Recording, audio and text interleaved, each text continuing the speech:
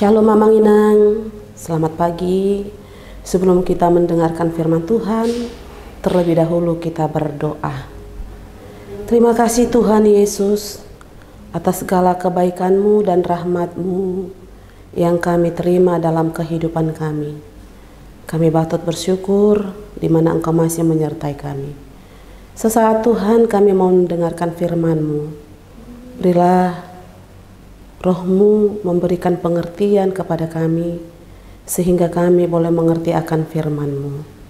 Tuhan Yesus, kami menyadari banyak dosa dan pelanggaran kami. Karena itu, ampuni kami terlebih dahulu, layakkan kami di hadapan-Mu. Dalam nama Yesus Kristus Tuhan dan Juru Selamat kami berdoa dan mengucap syukur padamu. Amin.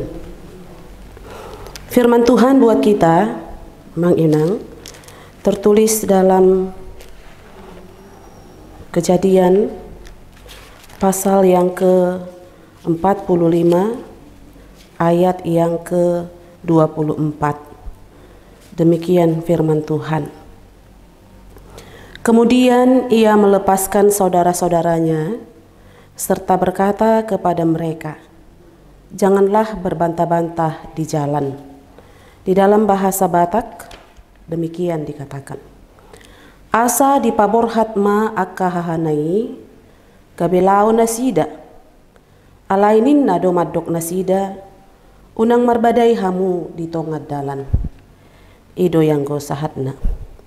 Bapak Ibu Amang Inang, mengampuni atau memaafkan adalah sesuatu hal yang sangat sulit untuk dilakukan kepada orang yang pernah melukai, menyakiti, bahkan mencelakai kita.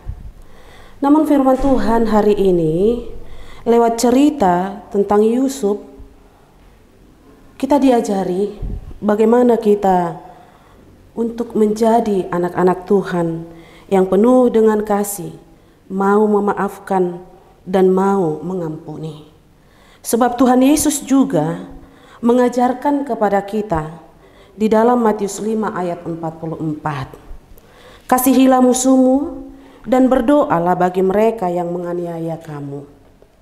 Amang Inang, saudara yang kekasih dalam nama Tuhan Yesus, kasih inilah yang dilakukan oleh Yusuf ketika ia bertemu dengan saudara-saudaranya yang pernah mencelakakannya atau menganiaya dia. Namun Yusuf selalu menunjukkan cinta kasihnya kepada saudara-saudaranya. Dan hal itu bisa kita lihat ketika Yusuf itu sangat dibenci saudara-saudaranya. Saudara-saudaranya berusaha untuk mencelakakan Yusuf. Bahkan mereka juga berencana untuk membunuh Yusuf.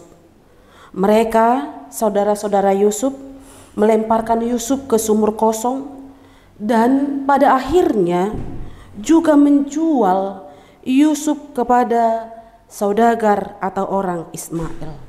Kita bisa lihat dalam Kejadian pasal 37. Banyak hal pahit yang dialami dan dilalui Yusuf ketika ia menjadi budak di Mesir. Namun Amang Inang, kita bisa lihat bahwa Tuhan sangat mengasihi Yusuf. Tuhan menyertai ia dan melindungi dia. Dalam setiap langkah Yusuf, dalam setiap apapun yang dia lakukan, Tuhan selalu menunjukkan cinta kasih-Nya. Sampai kepada Yusuf menjadi seorang penguasa di Mesir. Kita bisa lihat pasal 41 ayat 37.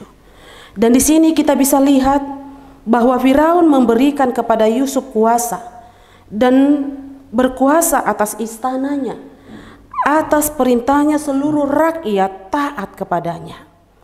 Inilah kasih dan cinta Allah kepada Yusuf ketika ia hidup menurut sekehendak Tuhan. Allah sangat mengasihi Yusuf ketika terjadi 7 tahun kelaparan dan 7 tahun kelimpahan.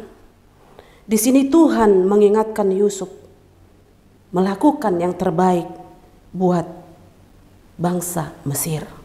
Amanginang, ternyata kelaparan yang terjadi itu sampailah ke tanah Kanaan, di mana keluarga Yakub, orang tua daripada Yusuf, menyuruh anak-anaknya untuk pergi membeli makanan gandum ke Mesir.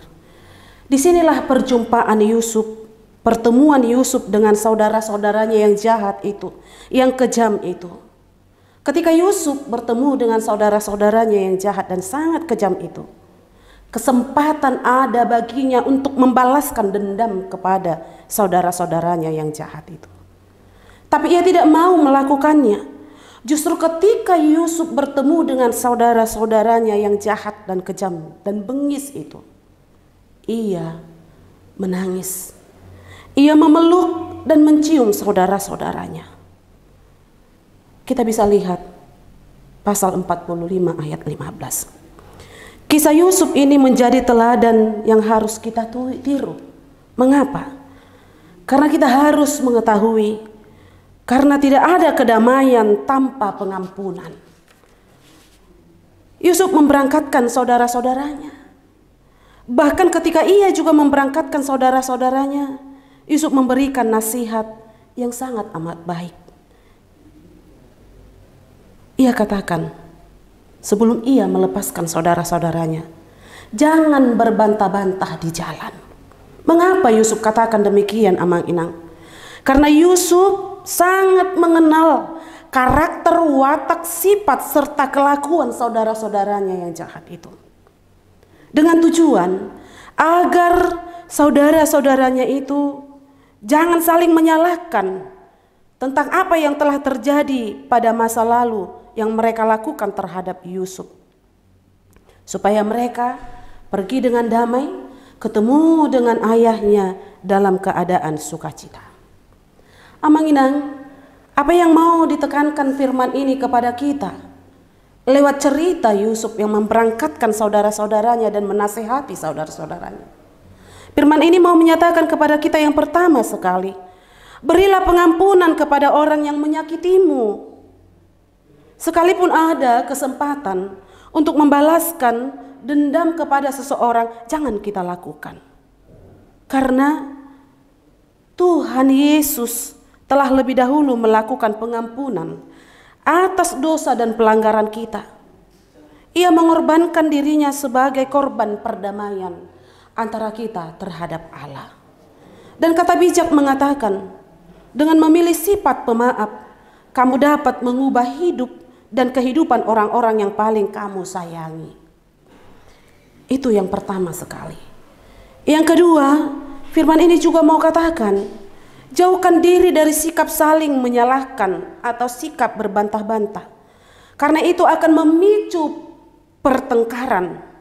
Semua peristiwa yang terjadi itu dalam kehidupan kita, sikap berbantah-bantah tidak akan pernah menyelesaikan masalah. Berusahalah berdamai, karena perselisihan tidak akan pernah mendatangkan kebaikan dan kedamaian. Martin Luther King katakan, kegelapan tidak akan bisa mengusir kegelapan. Hanya cahaya yang bisa melakukan itu. Benci tidak bisa mengusir kebencian. Hanya cinta yang bisa melakukannya. Karena itu, Amang Inang, firman ini mau memberangkatkan kita untuk menapaki hari-hari hidup kita. Jauhkan diri dari pertengkaran dan perselisihan. Maulah kita mengampuni dan memaafkan seseorang yang pernah menyakiti kita. Karena dengan demikian kita disebut anak-anak Allah. Amin. Kita berdoa. Terima kasih Tuhan Yesus atas firman-Mu yang mengingatkan kami bahwa Engkau sangat mencintai kedamaian. Karena itu Tuhan, firman-Mu pagi ini sungguh sangat indah, mengingatkan kami supaya kami hidup di dalam cinta kasih-Mu. Biarlah firman-Mu Tuhan yang menyapa kami, boleh kami lakukan di dalam kehidupan kami, sehingga kami menjauhkan sikap dendam, iri, sakit hati, serta mau memaafkan orang yang melukai dan menyakiti kami. Kami percaya Tuhan, bahwa Engkau akan menuntun kami untuk lebih mencintai lagi Engkau dan juga sesama terlebih musuh kami.